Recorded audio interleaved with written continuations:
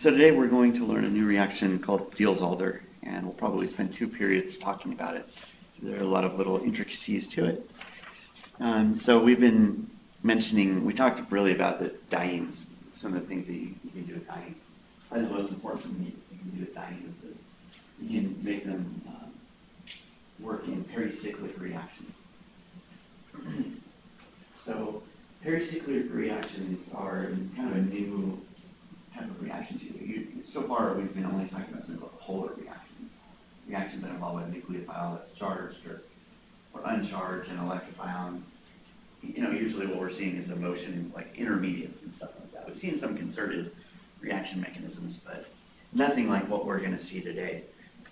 Pericyclic reactions, as the name implies, involves the movement of electrons to create ring systems or cyclic systems.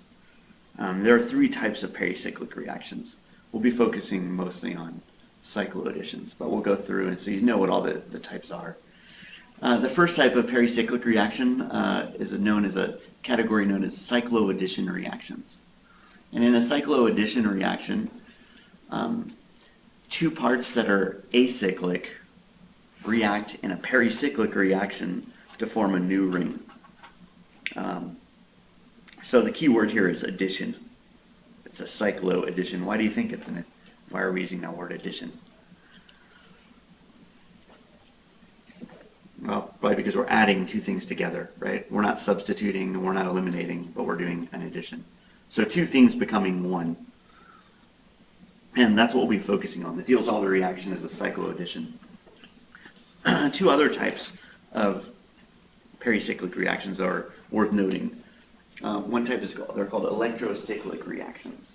In an electrocyclic reaction, a ring is formed by the movement of electrons on an acyclic molecule. So a new ring is formed. Another type is something called a sigmatropic rearrangement. And in a sigmatropic rearrangement, actually a sigma bond is broken. But a new sigma bond is also formed.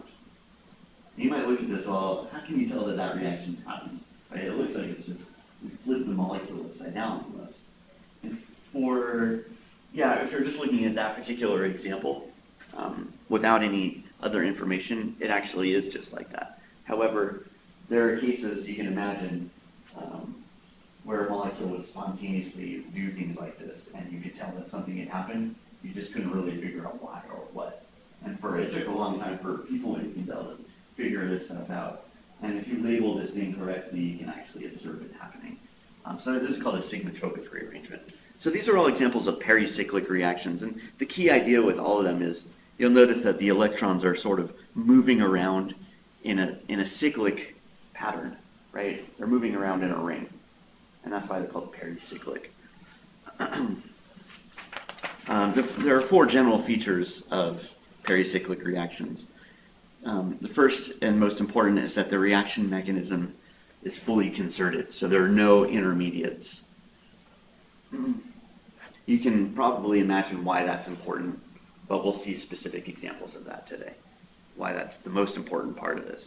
Concerted mechanisms have some interesting features as far as stereochemistry is concerned. The mechanism also involves a ring of electrons moving around in a ring, a closed loop. Okay, that's another feature of it. And as a consequence of that, the transition state is cyclic. So if we look at any transition state for any pericyclic reaction, there's a ring involved, right? And so you can imagine the energies are stabilized in that transition state by having stable ring structures.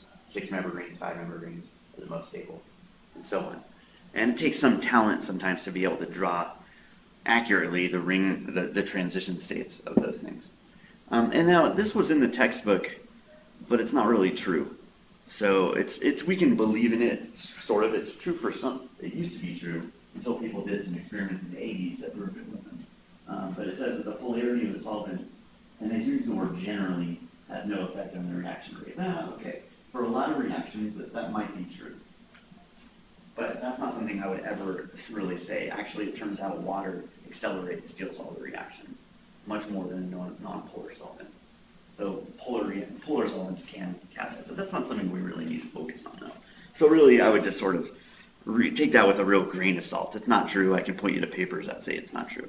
I'm surprised they put it in the textbook. But those are the general features of it. Mostly the thing we're concerned with is the mechanism. It's concerted. If you really wanted to get down to details and you wanted to see what the difference between cycloaddition, electrocyclic reactions, and sigmatropic, you can actually count the change in bonds, either pi bonds or sigma bonds. And you would see that in every type of cycloaddition reaction, you get 2 new sigma bonds at the expense of 2 pi bonds. Do you think that's like stabilizing or destabilizing to do that? Is that going to make a more thermodynamically stable product or a less thermodynamically stable product? More. Yeah, more, right? Sigma bonds are more stable than pi bonds. So if we can trade 2 unstable for 2 stable, we win. An electrocyclic reaction, same idea, it's just only 1 bond in each case. So that's also usually a stabilizing. But you'll notice, sigmatropic, there's no net change. It's really just a rearrangement reaction, right? Bonds have moved, right? And detecting that can be a lot more difficult than detecting the obvious reaction of cycloaddition and electrocyclic reaction. Sigmatropics are just rearrangements, whereas the other 2 are literally making new bonds, breaking bonds. Okay, make sense? Okay. So let's look at the DielsAlder reaction. DielsAlder reaction is named after these 2 guys here. This is a issue from 2002. This reaction wasn't discovered in 2002. It was discovered in like the 1920s. It's Otto Diels and Kurt Alder. They were both chemists. This is the most notable thing that either one has done. They patented this reaction when they discovered it, and it's probably the most widely used method in organic chemistry for making 6-member rings and 5-member rings. And they also were awarded the Nobel Prize for doing this, and it's widely considered to be, I would say, the most famous reaction in organic chemistry, without a doubt. It's also considered to be, people call it the Mona Lisa of organic chemistry. It's the most beautiful chemical reaction. And what it involves is the construction of a 6-membered ring from a diene. And we can draw the mechanism for this. So let's label some things first. So this is our diene, right? We're diene because it has 2 double bonds. The thing that it reacts with, we have a term for it. We call it a dienophile.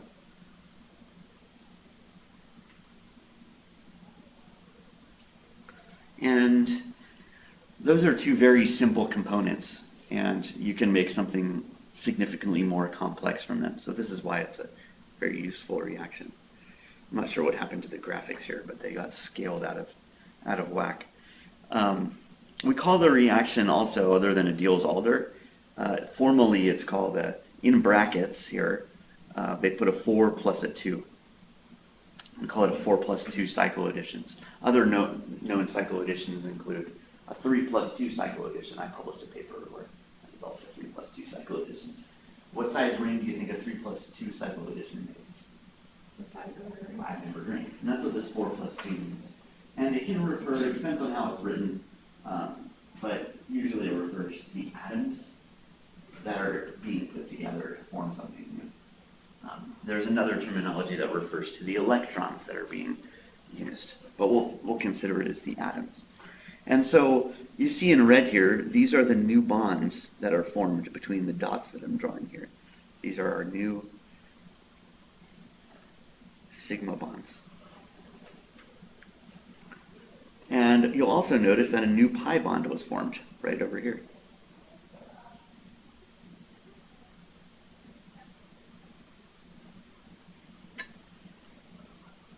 And so drawing the arrows for this reaction between a diene and a dienophile, we can use a concerted mechanism to show the flow of electrons.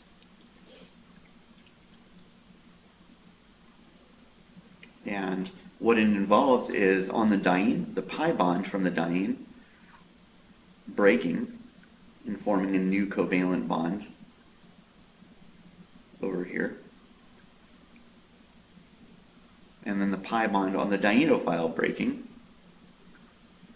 and forming a new covalent bond over here. But then, of course, we need to break, because there are two hydrogen atoms here. For making a new covalent bond, this pi bond would need to go somewhere, and it migrates down. And this all happens in one single step. Now we're going to look at kind of the transition states and see different examples of this. But for now, let's focus our attention on the words diene, dienophile, and our new product, which is a 6-membered ring. So I think that covers it for this slide. Any questions before we move forward? We're going to look first at the characteristics of the dienophile and try to understand what makes a good dienophile versus what makes a bad dienophile, and some different examples. And then we'll look at the diene part as well. And we'll look at how stereochemistry is impacted and the nature of the product that you get. So it turns out most DielsAlder reactions are spontaneous at room temperature or slightly elevated temperatures. So you can take a diene and a dienophile and just put them in a flask and not really do anything. You just walk away from it and you get a 6-membered ring. Some dienes, actually, you can't even acquire them as dienes. They show up already cyclized, and you have to break them apart because the reaction is so readily accomplished at room temperature. It turns out, though, you can reverse a DielsAlder reaction. If you heat it up too much, it goes backwards. So what do you think about from this information, what do we think? Is the reaction exothermic or endothermic?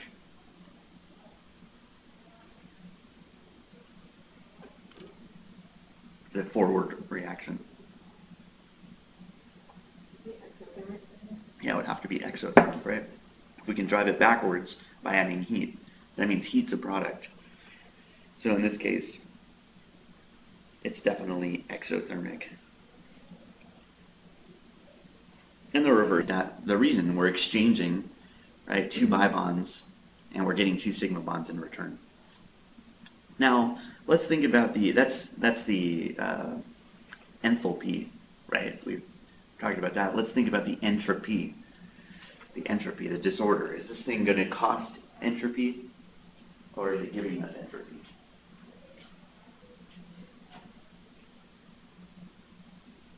So we're going from 2 molecules to 1. Are we going to a more ordered state or a more disordered state? More ordered. More ordered. So we're costing, this is a cost in entropy. So thankfully there's enough heat returned back to make this a favorable process. If that reaction is not making a thermodynamically stable process, we get to less and less of a likely scenario, right? If we end up making something highly unstable, thermodynamically we're not going to be able to do it because of entropy. And another factoid about this is that you can save yourself the entropy term by tethering the diene and dienophile together. Right? You can do something called an intramolecular DielsAlder if these were stuck together. And in that fashion, you can make 2 new rings at one time, which is pretty cool. So there's a lot of interesting things about this. But for now, let's know it's spontaneous reaction at room temperature. It turns out that if we put an electron withdrawing group on the dienophile, it makes the reaction sort of more spontaneous. If we put electron donating groups on it, though, the reverse is true. It becomes less spontaneous. So it turns out electron withdrawing groups are really good for having it on the dienophile. And I drew some examples here of electron withdrawing groups. Can you guys see why those are electron withdrawing groups? What makes them electron withdrawing groups? In red. The resonance. The electrons moving. Right. Yeah, if we were going to draw a resonance form, we could push electrons up and up to the oxygen. Now what I want you to do is to try to draw the product of the DielsAlder for each of these, which isn't that hard to do. But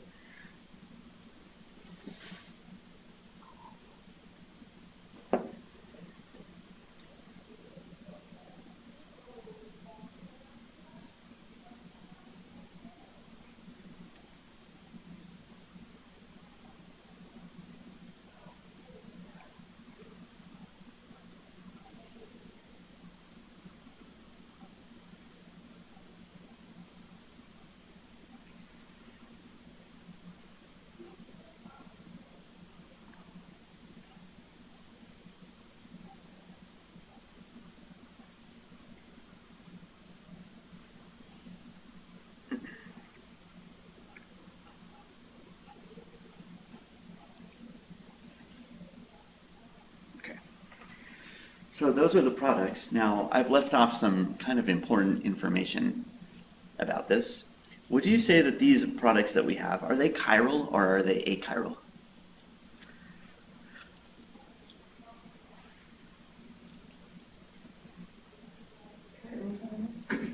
Yeah, absolutely, they're chiral. How many stereocenters do you see? Stereogenic centers? Just one. Just one. And it's right here on each molecule, in this case. So in doing the reaction, we generate one chiral center. So really, if we were drawing the product of this reaction, we would expect to get both, right? We would expect to see, for example, in this one,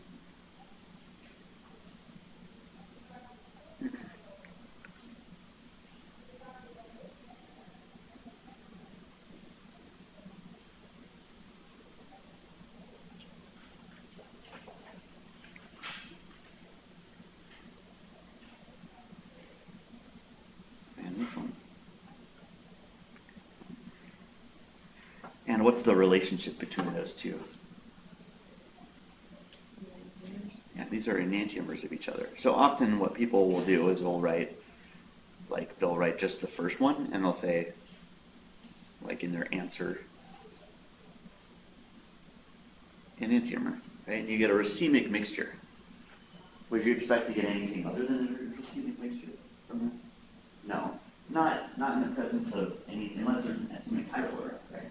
So there are modern versions of this reaction that use chiral catalysts.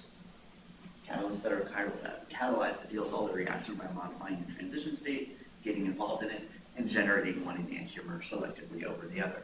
That would be called an enantioselective version of it.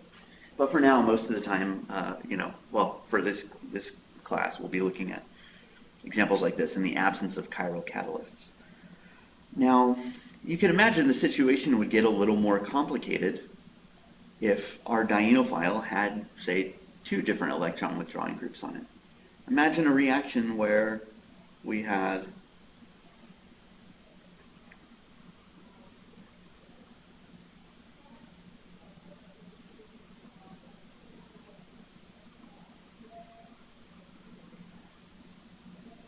this. Or let me change that to an R group, a ketone, and say an aldehyde. How many chiral centers would you expect? 2. You would expect 2. And how many products would we see from that? 4. 4 possible products. So it gets complicated. It turns out, though, that the DielsAlder reaction has some interesting properties that simplify that mess a bit. And that's what we're going to look at next. We're going to look at the stereochemistry of the DielsAlder reaction. So look at these 2 examples here. These are like hypotheticals, where we have our dienophile that has 2 groups on it. And there are 2 possible arrangements of those groups, right? What do we call this top one? This would be a cis. And this bottom one? Trans. Now, in this case, you would get, the product would give you 100% of this. And in this case, we would get 100% of this plus the enantiomer. So a 50-50 mixture of the 2 enantiomers. How come the top one doesn't give you a mixture of, why doesn't it say a plus enantiomer for the top one? Yeah, this is not a chiral molecule. It's got a plane of symmetry. This is a chiral center, but it's not a chiral molecule. Why is it achiral? Because there's a plane of symmetry. That's a meso system. Right? But they are technically stereogenic centers.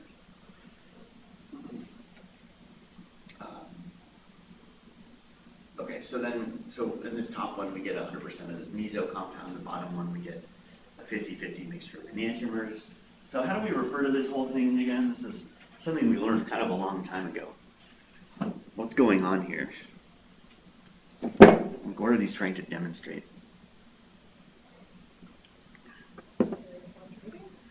Would you say this is selective, or would you say this is specific? Oh, I never put a difference. I really don't know. So if we put in cis, we get they're on the same side. If we put in trans, we get them on the opposite side. always, and it's a concerted mechanism, just like an SN2 reaction, right? SN2 reaction, you get 100% of inverted stereo center. This one you get 100% of, so stereo specific. Right? So Diels-Alder reactions, stereo specific. They're stereo specific in terms of the dienophile.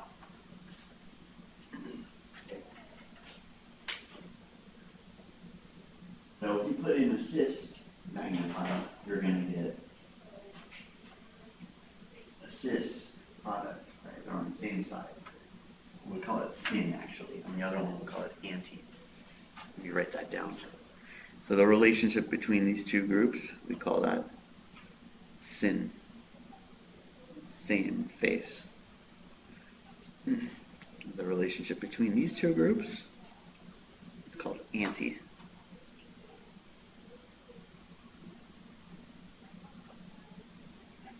Okay. So let's look at these examples here. Try to draw the product you would expect from either of these.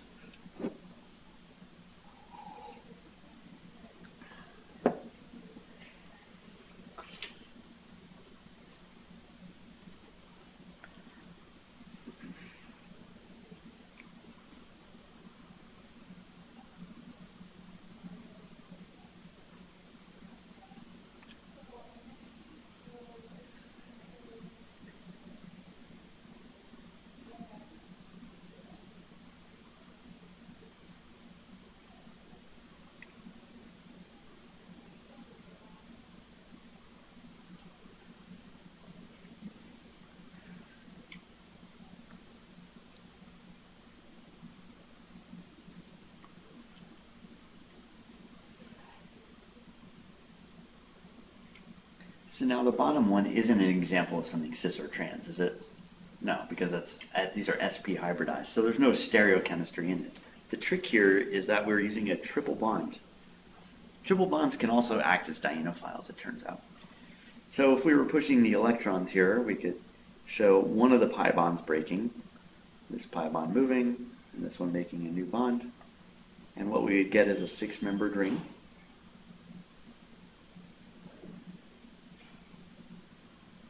That has 2 double bonds in it.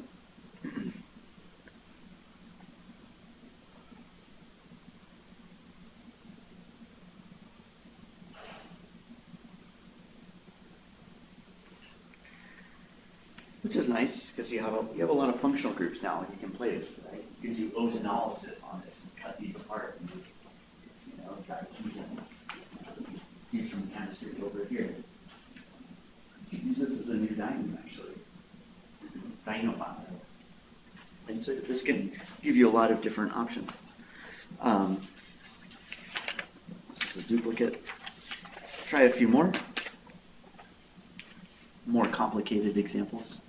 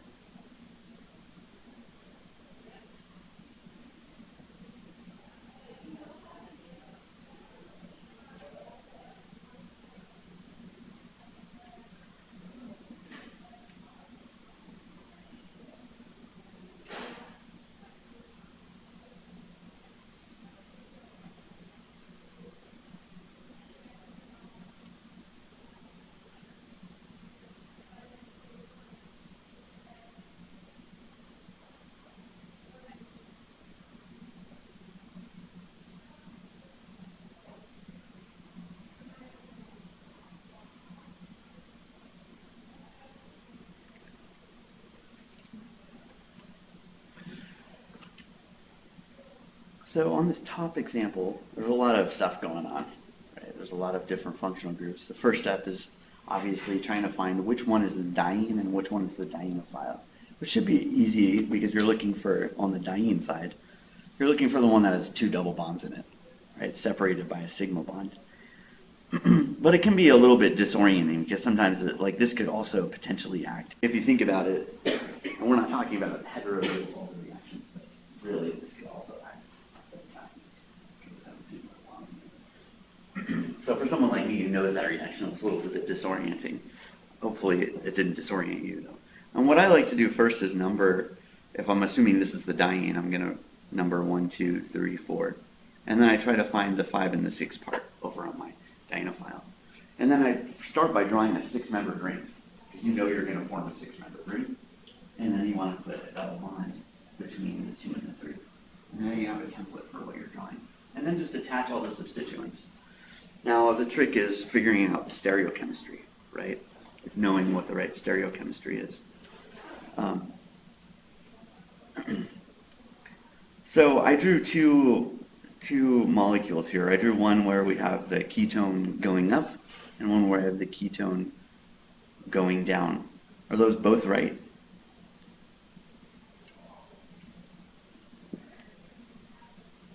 Yeah, it should be, right? Because we have these two methyl groups, right? And as long as we know that this ketone is cis with one of the methyl groups, it has to be on the same side as that methyl group, right? But there are two of them, so it's hard to distinguish which one is which. But yeah, we'll see this is kind of like, we're going to see the enantiomer of it, except it's not an enantiomer, it's a diastereomer. So it could be up and down, right? Now, if we change one of these methyl groups, like if we change this to an ethyl group, which side would the ethyl group have to be on in this case? Would it be the up one or the down one? If this was changed to an ethyl. Yeah, it would have to be up, right? So if we modified this carbon, right, that one would have to be this one, right? And in this case, if we modified the same carbon, it would be the down one. So if we somehow labeled those two pieces, it has to be on the same side. Now there's a little bit of something going on here that I think is it's a little bit next step. But there's another stereocenter here that we haven't dealt with, which is this one. Right? And that one's going to have stereochemistry associated with it as well. So you can see these molecules get pretty complicated. But there's a wonderful set of rules based on a lot of experiments that have done that tell us which one is most likely to form. And it turns out one is a lot more likely to form than others. But we're not quite there yet. For now, just note that we're going to have to start worrying about this and this as well as stereocenters. And we're going to learn some new words to describe all that stuff. Now this one down here is a retro-DielsAlder. So it's kind of like going backwards. All right, we're going to migrate this bond here. Wait a second, that's our diene. We have to find the diene and the dienophile. So actually, that was a mistake. The bonds that are formed are here and here, right? So we're going to break that thing apart and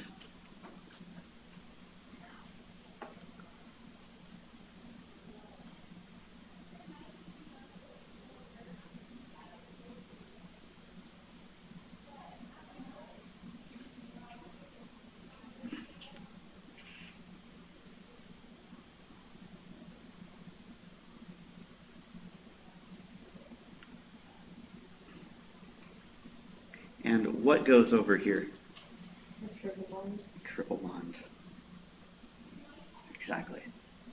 So noting that these were the two carbons here. Okay. So that's the retro-DielsAlder. Okay. So it's making sense to you guys. This stuff. All right. Good. So it turns out, remember that S-cis and S-trans stuff we talked about the last time? that makes a big deal. There's a big deal associated with that. It turns out that a molecule like this can't react in a DielsAlder reaction because the double bonds are locked in an S-trans conformation. Right? They're locked in a trans orientation. And the reason why it can't react is it turns out that carbons 1 and 4 are too far away from each other to react. The DielsAlder reaction needs carbons 1 and 4 to be in close proximity to each other. When they're stretched far away from each other like that, the reaction can't take place because of, turns out, the transition state. So what I want you to do is try to come up with an example of one where the diene is locked into an S-cis conformation instead of an S-trans. Right? Those should react a lot faster. Why should one react a lot faster if it's locked into an S-cis? Because it's guaranteed to be in that neat position. Right, so like we know that things can interconvert between S-cis and S-trans. Which one's more stable? The trans. Trans. So if we force a molecule to be stuck in S-cis, it should react a lot faster because it's not spending any time in the trans orientation. So let's see if we can draw an example of one. And you probably can already see the next page, so there's one down there. But if we drew an analogous structure with 6-membered ring, something like this would be good, right? That can't flop around. Right? Another example is on the next page with a 5-membered ring, and it's called cyclopentadiene. That's also locked into an S-cis conformation. And these react very, very fast. So fast, in fact, it turns out that you can't buy cyclopentadiene. You can buy the cyclopentadiene dimer because it reacts with itself in the reaction I've shown here. Now, when you take a cyclic diene and you react it with a cyclic, well, with a dienophile, with any dienophile, you form a bicyclo compound, which remember we learned how to name those? The nomenclature of bicyclo compound, which I put the name here assuming these are chiral centers. So look at how complicated we get. We go from something very simple, cyclopentadiene, to something extremely complicated and instantaneously at room temperature. So this is why the DielsAlder reaction is so fascinating. And I tried to draw kind of the reaction mechanism here so you understand why we're doing, how we're making a bicyclo compound. So it's like this is going here, this is going up here, and this is migrating down here. And the new bonds we're forming, I mean, it requires that this carbon get bent up, or going between these two positions here. And we form this bicyclo unit. So you can imagine if these things had functional groups on it, how nice and complicated it would be, and all the different chemistry you can do. So when you buy cyclopentadiene dimer, there's an experiment that a lot of undergraduate labs do, and it's a DielsAlder reaction of cyclopentadiene. So what happens is, before the lab, the instructor goes and buys this, and heats it up, and does a retro DielsAlder, and makes this, and then the students take it and basically warm it up a little bit when it goes back to here. And you can just go around it, or it's really kind of silly in my opinion. That's why we're not doing it. But that's a typical undergraduate experiment for a DielsAlder reaction. So you can hold on to this stuff in its uncyclized form if you keep it cold for probably about 12 hours before it dimerizes back and it does a DielsAlder reaction. So that's the idea here. What I want you to do with this last example before we get out of here is I want you to draw the 4 different products from the DielsAlder reaction of cyclopentadiene with this aldehyde.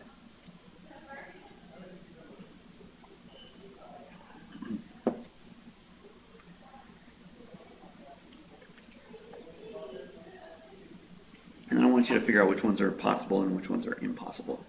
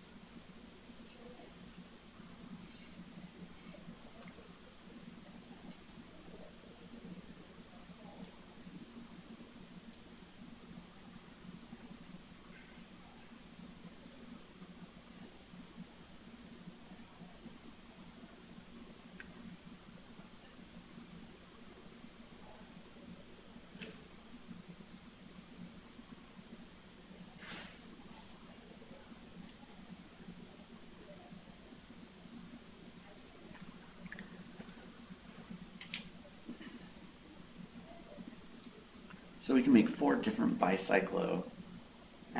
We call these cycloadducts, by the way. Adduct meaning addition product. And I drew the 4 here, and only really 2 of these are possible. So we've got A, B, C, and D. Which ones are impossible? Yeah, C and D. And the reason why is because if we look at our dienophile, right, our aldehyde groups are on the same side. They're Z to each other, or cis. And it would be impossible for them to actually have this anti-orientation in C and D. Why is it impossible, do you think? These are impossible.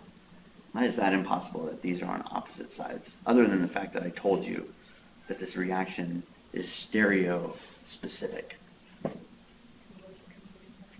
Exactly, because it's a concerted mechanism, right? If we look at the transition state for these things, right, we're forming this bond at the same time that this one is breaking. Right, so this is going here, and at the same time this one is breaking. What that means is that there's no intermediate, such as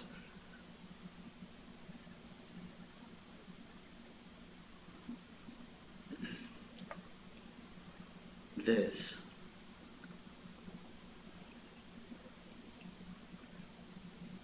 Oh, that's not a good one. There's no intermediate like this, CHO, where this is positive. This doesn't exist in the transition state at all. If this did, this could rotate around, right? And then we would get different stereocenters. But that doesn't exist. It's impossible for it to be if it's a stereospecific reaction, which observations tell us it is. So in fact, C and D are impossible. So really we can limit our consideration to these 2 things. And it turns out one of those is a lot more favored than the other. Now I want you to take a guess. This is just for fun. Which one do you think is more favored and why? A. Okay, you guys guessed right. Oh, I'm surprised actually that you guessed A. What makes you think A? Steric interactions. So what is it interacting? So there's a less steric interactions on this one, you think? Huh. Yeah. Huh. Interesting. Like, what about this? Like, this is eclipsed, right? Yeah. But it's a hydrogen. Whereas if it's pointing up, it could be interacting with the carbon. Okay, so here we have an aldehyde interacting with a hydrogen, and here you're saying it's interacting with a carbon. The carbon up in the wing. Up It in the- looks really far. way over Yeah, here. it looks really far in the drawing, but I don't really So, know. What it looks like. it turns out that if you, if you look at a chair structure, right? So this is a dipole. This is a 1,3 flagpole interaction, destabilizing. So this is axial. This is equatorial. Equatorial is more stable than axial. So I mean, you guys got the right one, but for the wrong reason. So sterics, which one's more thermodynamically stable? Turns out that B is more thermodynamically stable.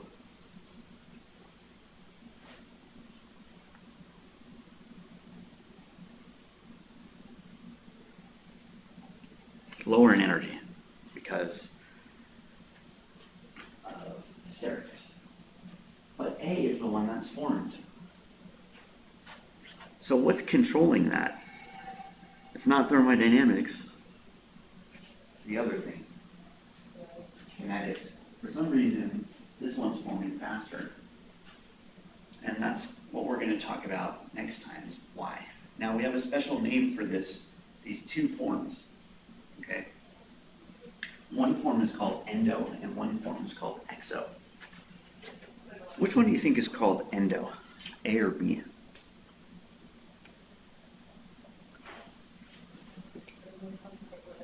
Mm-hmm. Endo means inside, right? In, and this is called endo because this electron withdrawing group, the CHO, is inside of that concave structure. Like that. It also turns out that it's inside the transition state. We're going to look at the transition state next time. Whereas B, we call that configuration the exo product because it's outside. So this is exo. And it turns out that 4+2 reactions, or the DielsAlder reaction, these are endoselective. Selective. What does that mean when I say that? It's not specific, it's selective. What it means is that I get some of the exo, a small proportion of it, and that proportion might vary based on the conditions. And I can adjust it to try to select for the exo, but it's not a guarantee. It's just that we can predict that the endo product is typically the one that's formed. So if I asked you to draw the major product, you would draw the endo product, not the exo product. Now we're going to try to figure out why that is next. And then we're going to start looking at the diene component and how that can change things. And we'll look at the transitions. So any questions?